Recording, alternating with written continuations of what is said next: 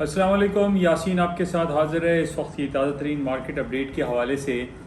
آج جمعرات کا دن ہے اور آج سب سے امپورٹنٹ جو ہمارے پاس رپورٹ شائع ہونے والی ہے شام کو 5:15 اور 5:30 بجے، وہ امریکہ کی CPI رپورٹ ہے اور اس کے علاوہ یورپین سینٹرل بینک کے انٹرسٹ ریٹ کا اناؤنسمنٹ ہے۔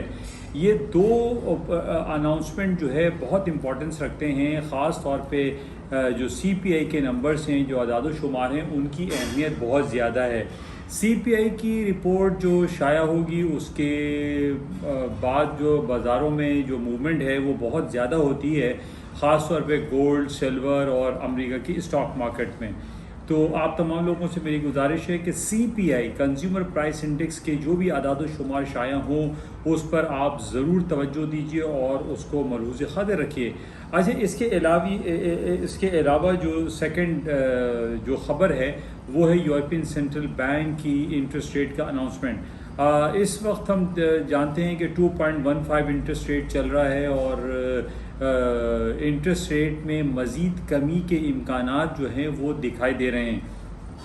اس سے پہلے بھی ہم جانتے ہیں کہ امریکہ کا جو انٹرسٹ ریٹ ہے وہ 4.25% چل رہا ہے اور اگلے ہفتے بروز بدھ جو ہے وہ امریکہ کے انٹرسٹ ریٹ کا اناؤنسمنٹ ہے اور اس پہ بھی لوگوں کی توجہ بہت زیادہ مرکوز ہے کہ اگلے ہفتے کیا اناؤنسمنٹ ہوگی، اگلے ہفتے امریکہ اپنے انٹرسٹ ریٹ کو کٹ کرے گا یا نہیں کرے گا۔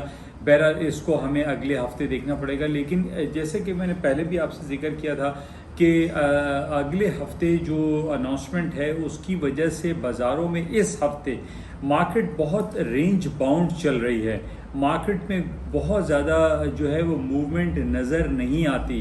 تو اس حوالے سے اگلے ہفتے جو کہ انٹرسٹ ریٹ کا اناؤنسمنٹ ہے اس پہ آپ تمام لوگوں کو میری یہ گزارش ہے کہ اس کو ملحوظ خاطر رکھیں اور اس حساب سے اپنے پروگرام کو مینیج کیجیے۔ تو آج کے لیے سب سے بڑی امپورٹنٹ جو خبر ہے وہ یہی ہے کہ 5:15 بجے 5:30 بجے امریکہ کے CPI کا رزلٹ ہے اور کنزیومر پرائس انڈیکس کے اعداد و شمار آئیں گے اور اسی طریقے سے یورپین سینٹرل بینک اپنے انٹرسٹ ریٹ کا اعلان کرے گا۔ تو یہ دو امپورٹنٹ خبریں ہیں، اس پہ آپ تمام لوگ جو ہے اپنی توجہ مرکوز رکھیے۔ تھینک یو، خدا حافظ، یاسین، کراچی۔